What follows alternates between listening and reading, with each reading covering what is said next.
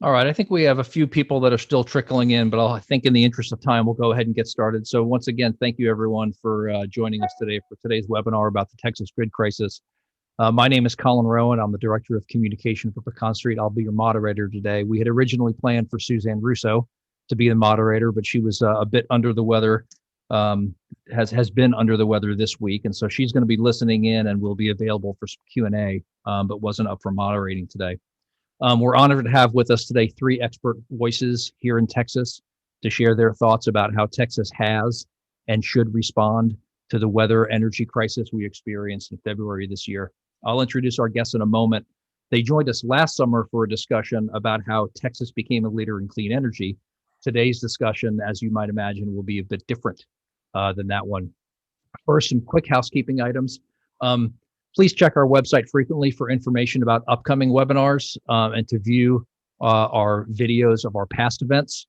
You can email us at media@pecanstreet.org if you got this invitation from someone other than us. Clayton, can you click to the next slide? We'll add you to our future lists so that you can be aware of what events we have upcoming. And of course, you can learn more about our work at pecanstreet.org. For this webinar, all attendees are muted, but we do want to hear your comments and questions. And for that, we're going to be using the chat function, the chat button on your screen. So please send questions throughout the discussion, and we'll pause periodically to address as many of those as we can. And finally, I'll direct you to some good reading material on this crisis.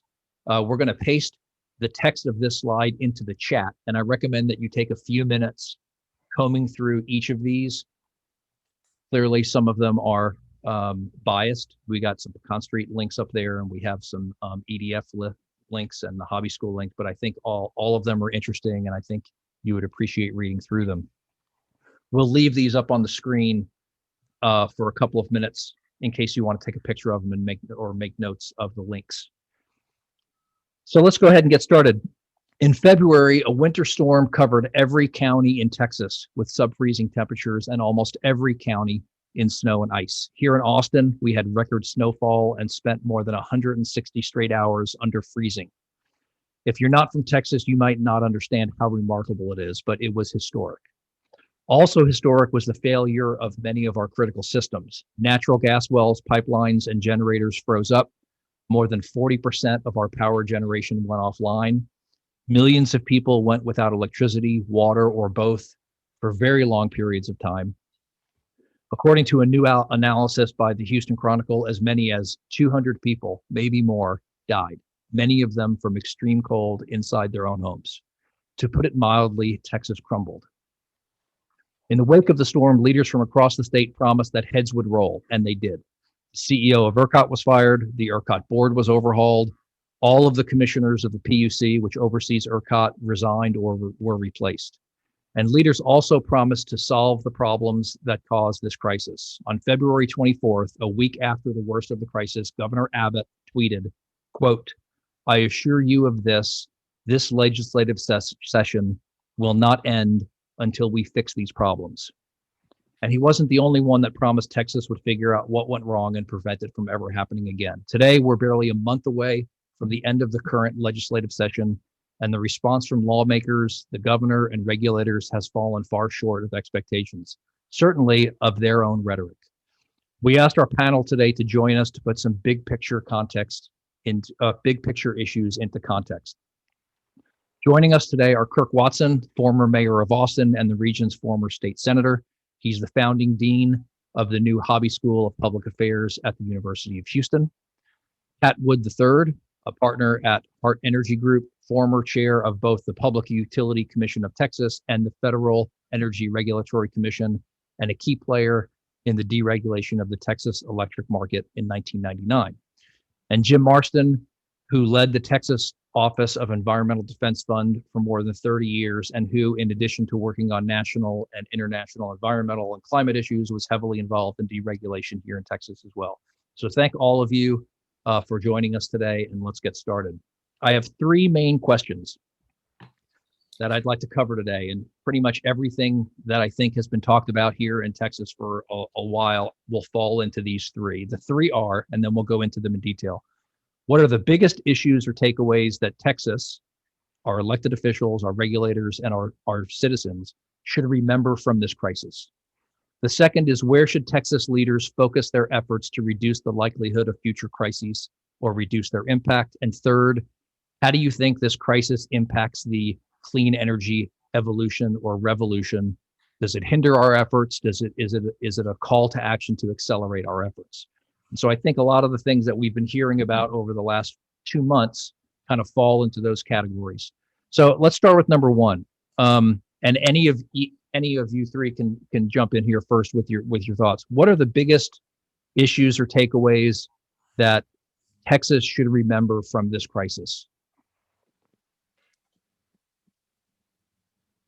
Ed, you want to jump in there? Yeah, I'll jump in. I just got to say, with this group, we were here last summer, and I never dreamed we'd be coming back to talk about this. But as one who has been involved in this for 25 years, I take each blow and each death personally.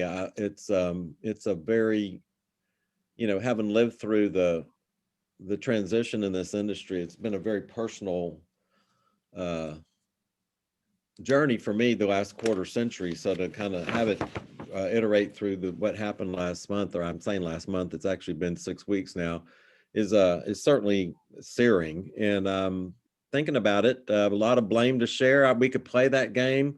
I think honestly, everybody came out of this with tar on their face, even though some aren't admitting it because they're looking into a dim mirror. But we all came out of this bad, but I don't want to spend as much time fixing the blame as I want to fix the solution. And I think we've got to resolve to make sure that it never happens again. And, whether we said that's done in the law or in the regulations or in the protocols at ERCOT, it doesn't matter.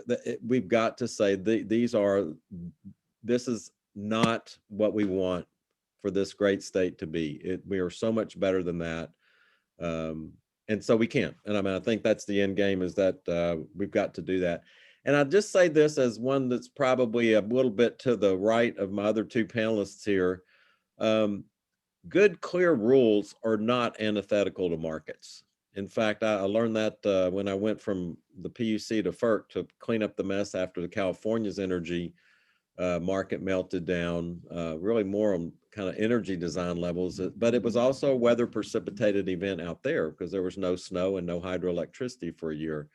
And so the lesson I learned there was that vigilant market oversight is absolutely critical. We have it in every other market that we have, whether it's stocks and trading, gasoline, groceries are subject to, quality standards as well. So everything we do is overseen by good regulators. And so I don't want to puff up my past as a regulator, but it's an important role, but it's a role that doesn't have a 2 weeks off a year. It's 24/7, 365 that requires the vigilant oversight. And so I think I'll just stop there, and I know we've got a lot more to talk about. I want to piggyback a little bit on that, because if I were to say there are 3 lessons, and this is not meaning to cast blame, but it's part of how do you fix things. But I would say that there are 3 big lessons out of this. One is we do really need to plan. One of the things I have complained about for years is that Texas doesn't put together real plans about where it wants to be. And so what happens is we're not prepared from time to time. The second thing I would say, it goes to what the chairman was just saying with regard to regulation and rules, and that is, I'd say it slightly differently, and that's oversight. One of the things that is in my view, is a problem is that we've not had those clear rules. We've not had the regulations in the way that we need to have recently, because it's all in the name of, if you do that, then somehow you're not politically correct in this environment. And in addition to that, you don't have oversight at the legislative level, because it meets once every 2 years for 140 days when it's got everything else going on. So the ability to have any clear oversight from a legislative perspective is all but lost in my view. And then the third part of that is expertise. And that is, we've only got a handful of people that really know much of what is going on at any given point in time. And that is a Marcia and I have talked about this. That is a real failing. But it's not a criticism, but at the legislative level, you don't have a bunch of experts on how the grid works and that sort of thing. And we need to make sure that we're appointing people, the people that are in charge of appointing people are appointing people that do have expertise, so that they're not getting the britches put on them when it comes to how regulation ought to work. So those would be three quick things that I think this has taught us. Yeah, let me jump in here.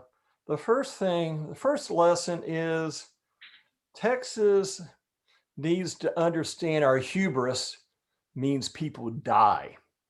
We think we just got it right. We don't have to look at it, we're just going to go forward because we're smarter than everybody. And the fact that Senator Cruz attacked California for its wildfires and its electricity system, but doesn't now apologize for the fact that we had the same situation. We need to have a little humility. And I think if we have a little humility, we look a little more closely. Let me go to three items. Number one, it's we need to understand that we underfund government, including the PUC. There were reports in 2011 that we did not, about what we ought to do. It was about 2011. The report was in 2012, and we didn't implement those things. And frankly, the people in the division that were designed to worry about reliability were let go because they ran out of money when the federal government quit funding that group. So you get what you pay for, and that happened there. The other thing, of course, is we do need some regs. The fact that the head of the PUC asked the generators to come in and promise That's right. that they would weatherize the system. And then not mandate it or not even check on whether they did it. We let them, I don't know whether it's a lie or just at the time or just they decided not to follow through on their promise, but that would have made a difference, and we didn't do that.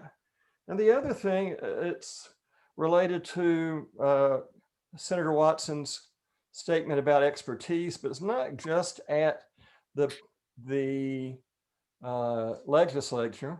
Frankly, if Pat Wood had been on the PUC, this would not have happened. But the current governor and the previous governor have largely appointed people to the PUC that are not experts like Pat Wood. They are his political cronies, frankly. And the chair of the PUC at the time that this happened, at least I've been told, her claim to fame was she went to church with Governor Abbott. And I don't mind him being friends with his church people, and I'm sure she's good at praying with him. But I want an expert at the PUC. And I know working in other states, generally they don't hire political cronies. They hire experts. And in fact, many PUC appointees around the country are folks who are PUC commissioners in other states. And we've got to recognize the grid is complicated, and you need people who know what the hell they're doing and not just friends of the governor. Well, I gotta rebut that one, Jim, because Deanne actually was a law judge when I first got on the commission in 1995 and worked with me, actually helped me through my first case with Entergy and kept me from jumping out of the window on some issues I didn't understand. So the fact she goes, sorry, go ahead. She does go to church with Cecilia Abbott, and I think that's fine. But you're right. But I think she was fully qualified to do the job. I think this was a record circumstance, and I think a lot of the predecessors that were appointed actually did a very good job. I think 2020 hindsight's tough on any of these jobs. It is curious to me that the oversight of the power regulators are all cleaned out, but no changes happened elsewhere in state government, where I do think probably people again ought to look in the mirror. But I do think that the quality of oversight is somewhat proportionate to the funds you put at it. I think that's a fair point. And I think if you starve both market oversight and engineering related oversight, we're going to get this again. So I do notice, because I did listen to the finance hearing Senator Nelson ran the day the PUC testified. They've already applied for funds to hire more professionals to work in the areas that were affected by the outage. I hope that sees its way through the legislature. But the commission is an important agency. It doesn't need a hell of a lot of money because it's lean and mean, but it can be not so lean and a little bit more mean. I think that would be helpful to have. Now, let me be clear. By time the storm came, there was very little we could do. My complaint about regulators is we didn't use best practices before that. We didn't go back and check and see if what had been promised in 2011 had been done by the utilities. Yeah. We didn't do something that a bunch of other states have, which is a plan to an emergency response plan, where if a big storm is coming, you start shutting down power at non-essential places. You warn people what's coming. We need to tell people, for instance, to go buy water. I have a really smart friend who thought his gas stove didn't work because the electric starter on the burners didn't work. He didn't realize you could, and he's really smart, by the way, smarter than me. He went to Harvard, but he didn't know you could use a match to start that. And I know in places like in the North, they tell people, storms coming, here are things you ought to do. And this is what they tell the utilities to do that. And I think that is the kind of thing that if you have the right commissioners who are out there looking for what's best practices, we would have done. And I just I don't want to. I mean, we're beating this dead horse, and I'm for that because we need to learn from the mistakes. But I want to emphasize, I was in the legislature in 2011 when we had a big winter storm that everybody said it never. Well, that's just unique. That's never going to happen again. But we also were told by the regulators that there were going to be repercussions and there was going to be requirements, that there would be weatherization and things like that. There were promises made, big scenes about how those promises would be made. And that gets back to the point that all three of us have made here in different ways. And that is, you need to have that oversight. You need to have that regulation, and it needs to have some expertise put to it. And even the most expert person, if they devolve into politics, then that expertise is not as helpful as you might have wanted. And too often what happens at the PUC and at other regulatory agencies is it becomes a fear of the politics and not doing what needs to be done in a purely regulatory manner. Well, so I have two follow-up questions to that. I agree with that completely. So we have a storm in 2011. We get promises from the legislature that we're going to fix it. We have a storm in 2021. We have a lot of fist pounding that we're going to solve this. We promise. What do normal non-grid expert Texans need to do other than show up and vote? I mean, how do we do that as a state? How do we require that our leaders do this? Well, voting does matter, right? Elections matter. So I'll start with that. But I'll mention two things real quick. One is that one of the things that you put up and you said would be good reading material, and it's in the chat room, was a survey that we did at the Hobby School of Public Affairs at U of H on the winter storm. And there's a lot of really interesting stuff in that people ought to take some time. But one of the things that jumps out at me, Colin, in response to your question is that 81% of the people felt like they needed to have better information from the state. And that is not, that shouldn't be lost on leaders. And it's a little different than your question, but not a whole lot. We need to make sure that people have the information they need, and that ought to be a part of this. But that's not happening. The second part of it is that right now, I'll go back to your voting thing. Right now, this is front of mind. I mean, it's as you pointed out in your opening comments, it's changing a little bit as the heat of the legislative session picks up and we get closer to the end. But the truth of the matter is, it's in the front of people's minds, and there's never going to be a better time for the public to ask of its elected officials the things that it wants to see done. And there are some very strong opinions about what they want to see done. And I think it's going to be a rough time if people stay after it. If members of the legislature and the governor and lieutenant governor don't be as responsive as their rhetoric was at the very beginning of this. And I could go into some of the detail of how that played out, but there's not going to be a better time to have your voice heard on these specific issues.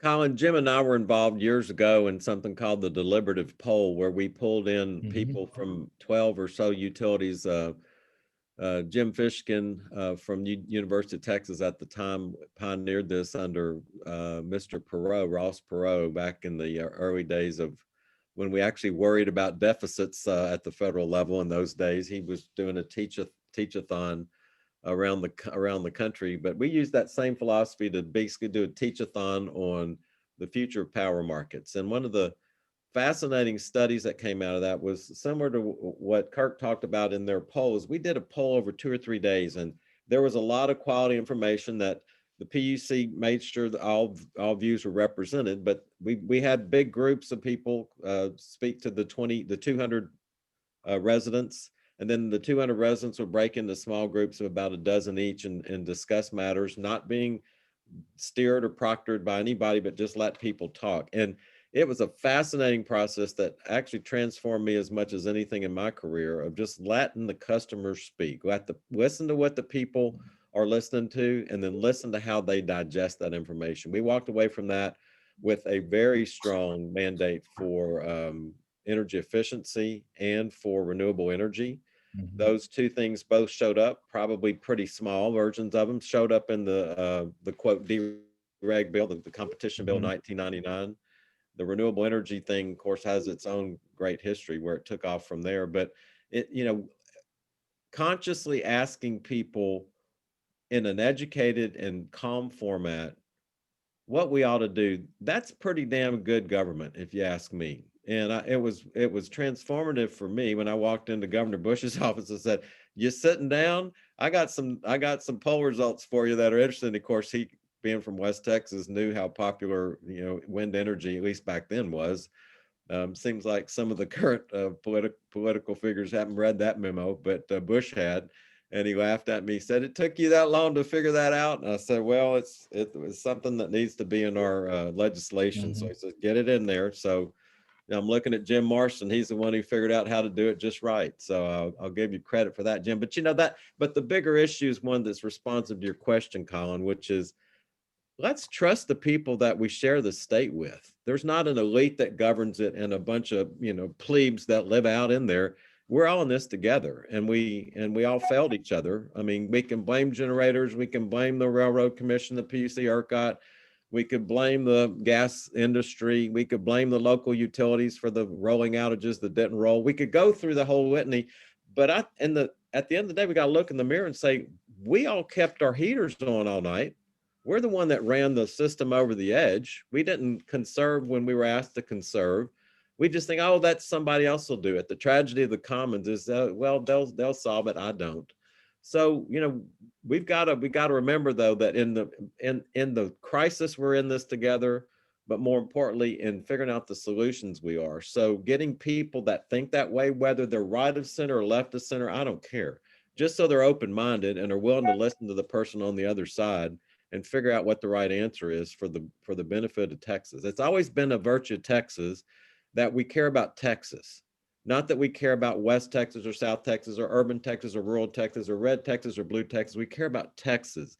And so and that's how we got the rules of this whole competitive market written, was everybody left their scalps at the door and they walked in and they were big-minded, trying to think about what can we put these incentives in place, these regulations in place to make it work for the best of Texas. I think that has changed over 25 years.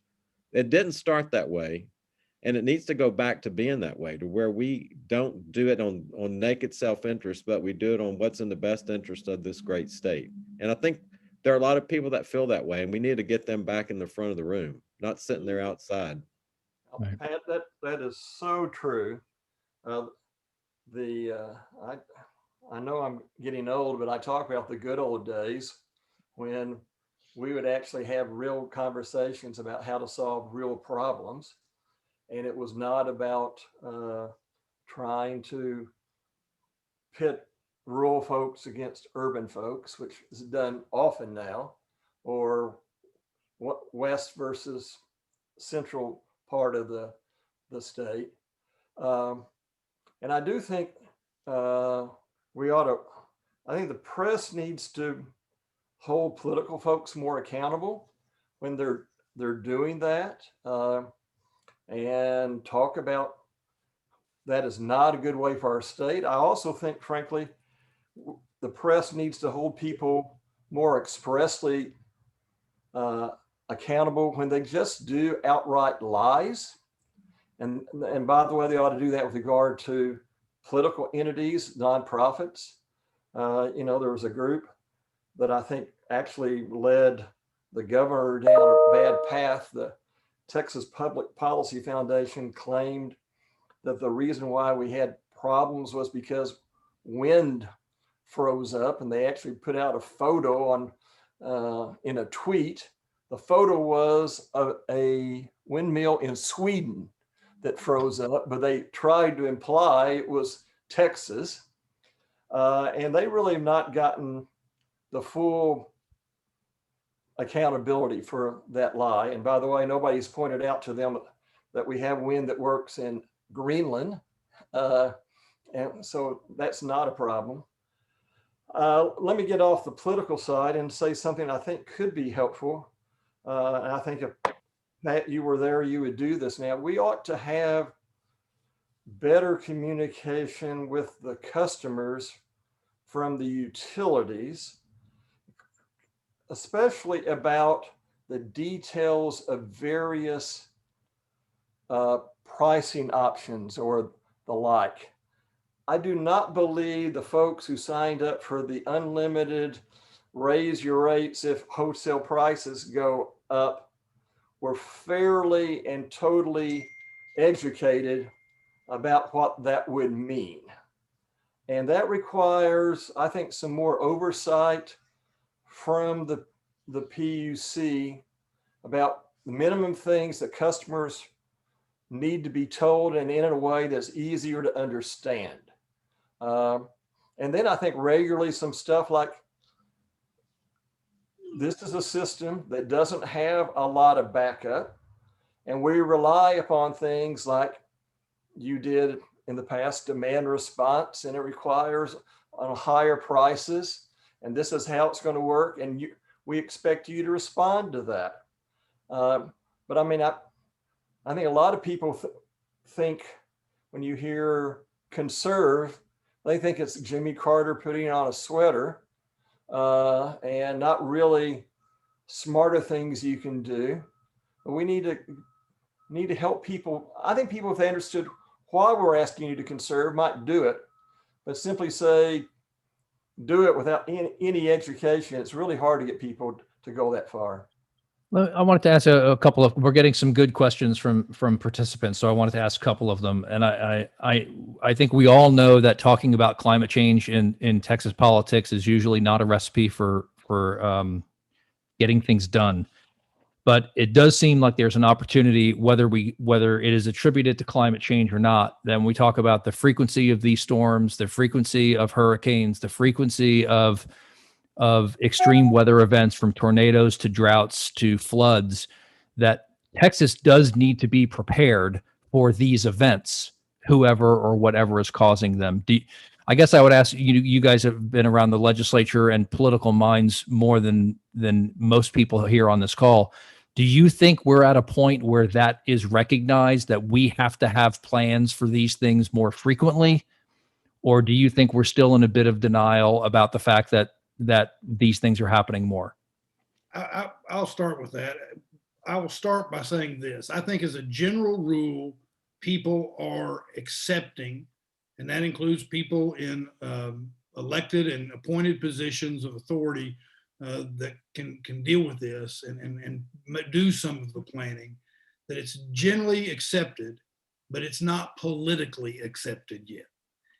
And so it is still one of those, maybe it's not as hard as it was a few years ago when we were dealing with certain appointees to different agencies that ought to know better, but it still plays a very significant political role, and it's a pretty hard line, and it's going to take a little bit of time. Interestingly enough, in my view, the public is well ahead of its elected legislature on this. If you look at that survey that we talked about, 69% of Texans either strongly agreed or somewhat agreed that climate change is going to make it more likely we're going to be adversely affected by severe weather than we were 30 years ago. And if you break that down, Democrats were big on that, as you might guess. Independents were at 61%. And even Republicans were bumping up against 50%, being at 46%. So the public, again, this gets back to something we were saying earlier, the public is ahead of some of its elected leaders in the legislature. And I think that's going to move us. It's going to keep moving us, but it's still a pretty hard line. I think the thing I worry the most about is just crisis fatigue. You know, we're coming back out of a year of the world shutting down for something we can't even see. And then we get this kick in the ass from this thing. And, you know, I just wonder, you're right. I don't want to see us kind of move on to whatever the next crisis is going to be and forget this one. Fortunately, the legislature is here in town, and this issue is still important to people, and that's 6 weeks later. And so I do sense that to the extent we get a response to this, Colin, it came at the right time for us to actually address it. You know, the broader climate issue, yes, I think, you know, I kind of consider it a matrix, kind of young, old, left of center, right of center. So there's one box there that doesn't kind of get it. Even the conservative young people, I'm thinking about my own children, they totally know the world's changing due to climate, and they know it's caused by us doing something wrong in the air. And so the box that's in denial is getting smaller and smaller each year. And I'm not too worried about that. I think what I am worried about is, do people do the proper amount of scenario planning? And clearly that was one that ERCOT properly got excoriated for, was that the scenario they planned for was not you know, the 4 sigma event at all. It was well within the bell curve. So my question number 2 was where should Texas leaders focus their effort? And I think we've talked a lot about that today, but I guess I want to ask, maybe in the context of the legislative session, since we're almost done with it, do you feel like we have seen the kind of action from state government, whether it's regulators, that matches the scope of what happened or matches the scope of what they've promised? Have we seen people working 24/7 to figure out what happened and how the state's going to fix it as a regular voter and someone who pays attention to these things through the media, the bills that have been filed don't match the severity of the crisis. And wanted to know if you guys who know better, because Pat, you specifically know the ins and outs of regulation better than most people. Do you think the state is currently acting in a way that's commensurate with what we think needs to happen and what they have promised? Well, I think for me, there's three things that I'm focused on right now. The rolling outage management issue, this definition of what's a critical load and what's not, that was totally mishandled. And so that applies to regulated utilities across the state that are the one that faces the customer. So yes, I think legislation on that looks good, at least as to the communication part, the warning part, for both co-ops, munis, and the investor-owned utilities. So you've got at least that part done. Now, what gets done behind the scene is totally up to the commission to work with the utilities on that. How do you get these where you got one hospital on the feeder, but 15 or 20 neighborhoods that are left with their lights on when you could be rolling that and leave everybody at what I call major inconvenience level, but not the catastrophe we had. So that rolling outage management issue is to me issue number one, and it does have some aspects of it addressed, and the appropriate ones are going to be left to utilities to work out the commission. We got to get some people at the commission. There's no one there at the most critical point in history. There's no one there sitting there listening to the legislators, getting their feedback, talking to them, hearing the witness testimony from customers and industry people and all that. I lived in that world for 6 straight years. I'm just, it's stunning just to think we don't have that. Number two, weatherization. Everybody thinks, oh, it's weatherization. Well, the root cause analysis that's being done for why every one of those 100 or so, 100, 200 plants were out for say 3 to 6 hours or longer. The little short outages I don't care as much about, but why were they? Was it something about the power plant that wasn't done? In which case it would respond to Kirk's point of the 2011 outage report, very much focused on that. Was it something about the natural gas network, or in the case of the nuke plant, probably was something to do with the actual power plant. I think there was a water pump or something.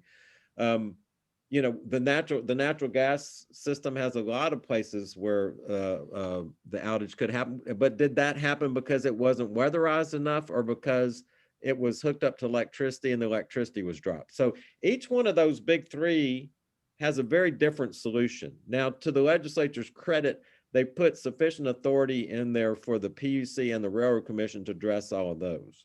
The third thing that I worried the most about is when I heard that 1/2 of the 28 plants that we pay extra money to each year to be ready in case we go right over the cliff and go into blackout, full blackout, not rolling outages, but everything's off.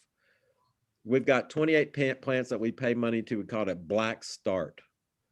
Half of those weren't available. Half of those were out. Those are the people we pay money to be our silver bullet when it all goes straight to hell, and they're not ready. Now those three things are the most important thing. I have seen nothing about black start, and I worry about that one. Yeah, let me add a couple of things. Number one, Pat's right to bring up the gas side. The 2011 report, or 2012 report about the 2011 event, was done jointly by the Railroad Commission and the PUC. And there were a bunch of recommendations for the Railroad Commission, and they didn't do it. They simply did not require it. I think we're pretty certain that some of the problems are with natural gas was about weatherization, and we didn't do that. The other thing I think would be really useful is to make sure you have people whose sole job it is to do emergency preparedness. We literally had a section that was paid for by a federal DOE grant. We took their money from the feds. We did some planning, had some good recommendations, and then we fired or let people leave. And we haven't had very many people, if any, in that area. So people thinking about what might happen are not there. I also think the way we appoint and confirm PUC commissioners is a problem. All the governors try to avoid the legislature getting to review and do real questioning of their appointees. They try to time it at a time when their people get to serve for almost 2 years without getting any oversight. I think we've got to change the fact that the governor largely gets to appoint somebody without advice and consent of the Senate. I think regardless of when they get appointed, the Senate ought to review them and have to up or down vote them in a little time, but have somebody asking them hard questions. And maybe that would help the Senate to develop more expertise there, because they'd have some real power. But I just know what happens in other states.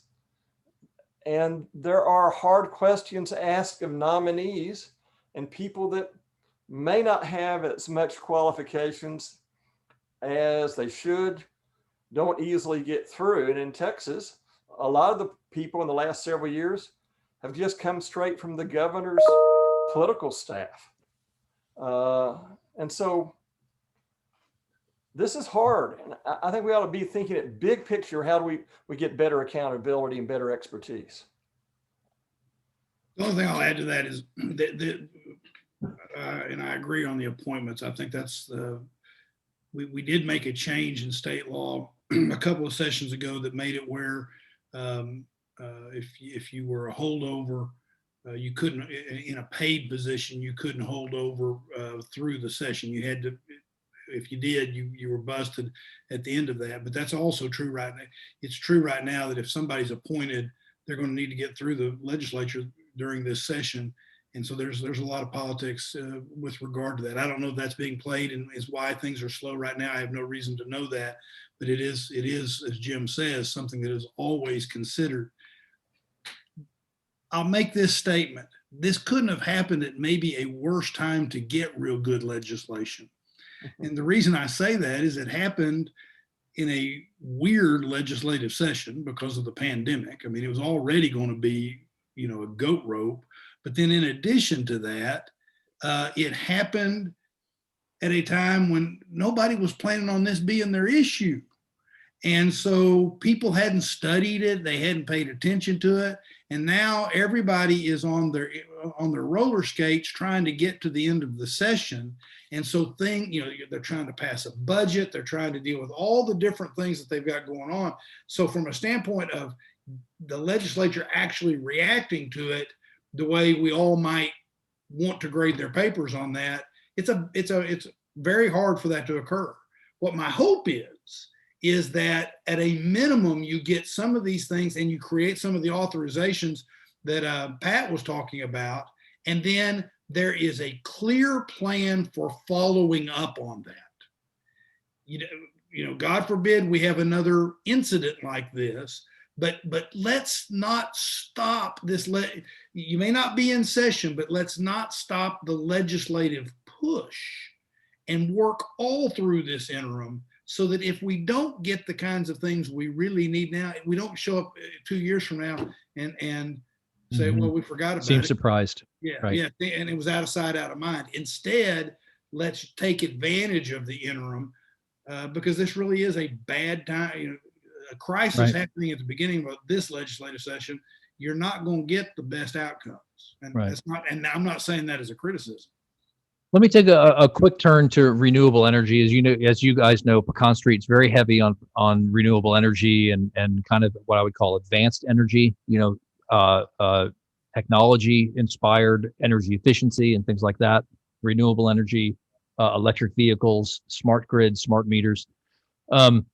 What do you think how does this crisis bode for advocates of advanced energy, people who are saying we need to move away from where we have been for electricity and for vehicles and more toward renewable energy or electrification instead of gas homes and things like that? Movements that have been happening around the country. There's a lot of money being devoted to that federally. as part of the Biden administration's plans. How do you feel that wherever we were before this happened in terms of moving those things forward, notwithstanding Governor Abbott's comment about windmills, which to his credit he took back not as quickly as we would like, but he stopped. Where do we stand now when it comes to pushing forward kind of a future energy agenda here in Texas? So I'll throw out two thoughts. One is that I think moving to as I sat in the dark, I thought about, gosh, how do you ever get to a 80 or 100% renewable grid, Texas or anywhere? I mean, we're blessed with the resources, so we could probably mathematically do it. But when you've got solar only out during the day and you can't probably get enough batteries to do all that for 4 days. And then wind being kind of just quiet in the winter in general. How do you do it? I thought, at the end of the day, we probably need to keep some of this old stuff around, but it just runs a whole hell of a lot less. And so how do you pay for that? And how do you clean it up? CCUS or, other things like that, technologies that aren't quite in the market yet that need to get here yesterday. But my mind's kind of evolved on that. As I always thought, well, we'll just kind of quietly move all the coal plants, put them to bed, put all the gas plants. There'll be a longer transition. But I'm going to want those around as a Texan and as one who wants the reliable electricity.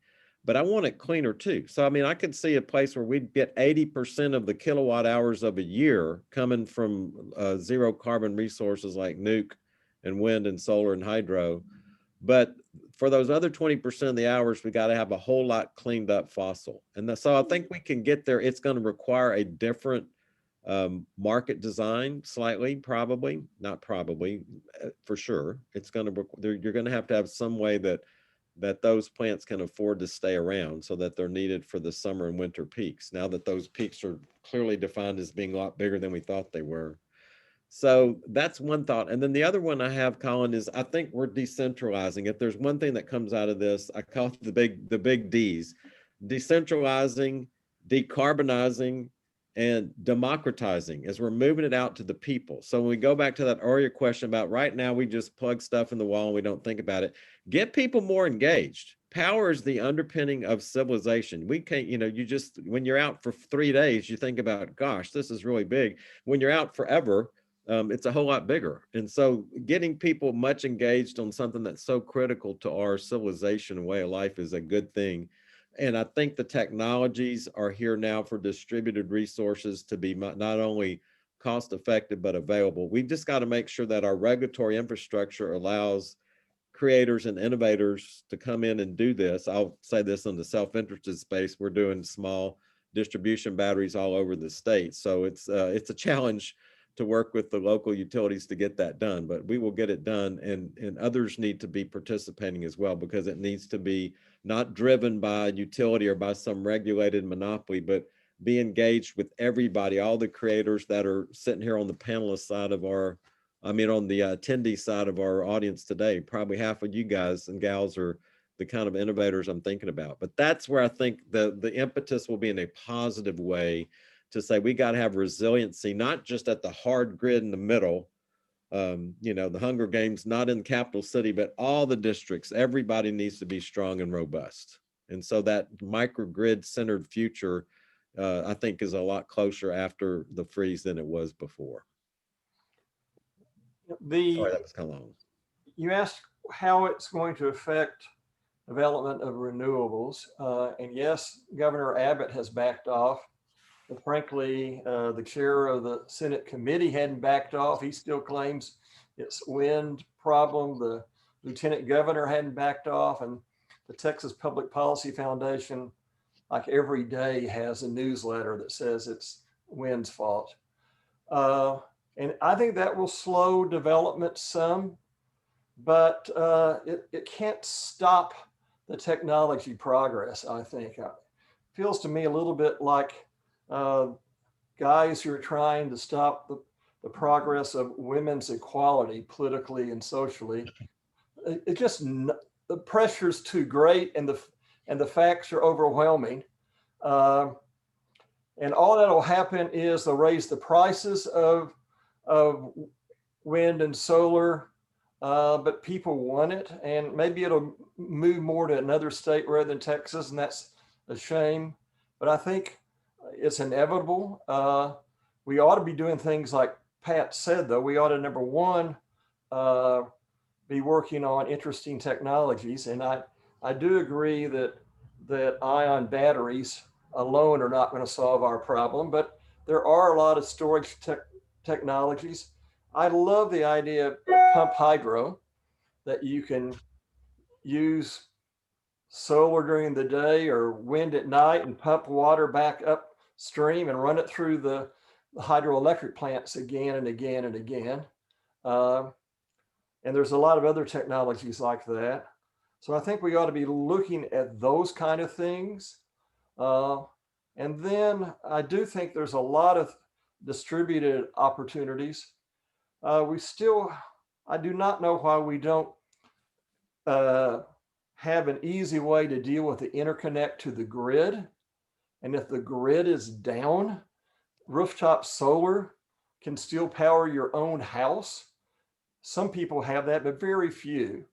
And it's a thing that we ought to incentivize, or maybe just explain to people and have some regulations that it's all right to Power your own house. power your own house if you're otherwise connected to the grid. Yeah, I think it's a lot that actually surprises people when I talk to reporters about the grid and explain to them, and there are reasons for it, safety reasons, that if your house has solar panels on it and your area goes down, you lose your solar power as well, and that seems to surprise a lot of people. So if there's a technical fix to that, that would be helpful. I mean, there is. I've got a battery, so mine did work during the outage because it was hooked up to the battery. So it charged the battery, and then the battery fed fortunately it fed the furnace so that the electricity could blow the natural gas heated air. That ought to be the norm. Go ahead, Jim. I guess it ought to be the norm and not the exception. Yeah, and all I'll say to highlight that is, first of all, I was extraordinarily disappointed how immediately we went to the what is effectively partisan politics with regard to that, which I hate the way that's being done. But again, the public is well ahead of some of the elected officials, so I think that's going to push this. Again, we surveyed that specifically, and it's I wasn't surprised by it, but some would be, by how much the public believes that's the way we ought to go, even as we deal with crises like this. So I think we're getting there, but we still got a few that we're going to have to really play the partisan politics with. Everybody, we're 4 minutes from closing, and I want to I don't want to go over, but I wanted to give each of you, if you had there are a lot of issues we didn't talk about. We weren't able to talk about regional connection, and we weren't able to talk about equity issues as much as I'd planned. With the exception of outage response. So I apologize to everyone that we couldn't get to all of. We're getting great questions coming in. Do you have any parting suggestions or thoughts for folks who are listening, based on where this conversation has gone, or things that we weren't able to get to on your talking points? What do we need to leave people with as we wrap this up today? Well, I'll jump in first. I, as one who's very firmly associated with competitive markets, I think one of the things I'm waiting to see is how did competitive generation perform against what I call regulated generation. I think I bet that to me is important, because it would indicate where we need to go or where we need to revisit. And so on the other side, on the retail deregulation side, I know I'm talking to a number of people in the city of Austin here, but I sure liked having the fact that I had somebody else bearing the risk for me. I had a free nights program. It wasn't great. It didn't send me a great price signal to turn any power off the night that it was turned off for me. But, that company bears the risk of procurement. And so I do just say for those of you who want to just lump the deregulation thing as, oh, that's Texas and we did it wrong. Actually, I think the people that got through this most securely probably had a competitive market to thank for it. So we'll see how the data comes out on that. I just want to ask people to keep an open mind, as I will. I will admit when things didn't work as I thought they were to set up to work in 1999 when we put this all together. But let's let the facts drive us, folks, on this one. I do think from everything from weatherization to how we communicate to the public and how the public communicates back. Let's keep this dialogue going. I love that Pecan Street's been a great forum for this over the years, and keep it up. Thank you. And all I'll add is I'm going to end where I started, and that is I am distressed with how we are not doing planning in the state of Texas and preparing an infrastructure necessary for the folks, that are coming behind us, frankly. And I've talked about this in many cases, but we're not planning in the way that we ought to. We've kind of stopped doing that, and this is one of those instances. I've talked about it in the COVID. I called it the COVID moment. Well, we also had the winter storm, the Valentine's Day moment, and that is, why don't we take a break, look at what happened to us, and see how we come out more resilient, as opposed to just acting like we can recreate the past, or we can ignore it because it was just a blip on a screen. I like a lot of what the two of you said. Let me just do two closing ideas. I think we've got to quit believing that Texas is perfect, that we've got everything figured out, and that we ought to quit taking pleasure when other states have problems. It's almost karma, I think, that we had this blackout because we were so insensitive to other states. But if we don't have the hubris, we'll look more carefully at things. And Pat is exactly right. We got to look at the facts more carefully and look at that and act accordingly. The last thing I'd say is, if we look at the facts are these storms are coming of all types, seem to be coming, not seem, they are coming more often. And I believe that's climate change. Even if one doesn't believe that, I don't know how you can't, but if you don't, at least you ought to know it's likely they're going to happen again. And as Senator Watson said, we ought to plan for the fact this is not a 100-year event or a 20-year event. They're going to start happening a lot more often, and that ought to affect how we look ahead. All right. Well, thank you. I want to thank Pat Wood and Dean Watson and Jim Marston for being here, being part of this panel. Really, we didn't get to all of the great questions from the panelists, so we might figure out how to do part 3. We keep getting the band back together. You know what I mean? I want to thank Clayton Johnson and Josie for moderating the chat. And everyone here for joining us. I'll make one final reminder to everyone. They can get in touch with us through media@Pecan Street. If you're not on our invitation lists, you can get so by emailing me at that address, and we'll keep you up to date about upcoming webinars and other events. So thank you to everyone for joining us. We will be back in a couple of weeks with another webinar, and until then, have a great week. Thank you guys very much. Stay safe. Bye-bye.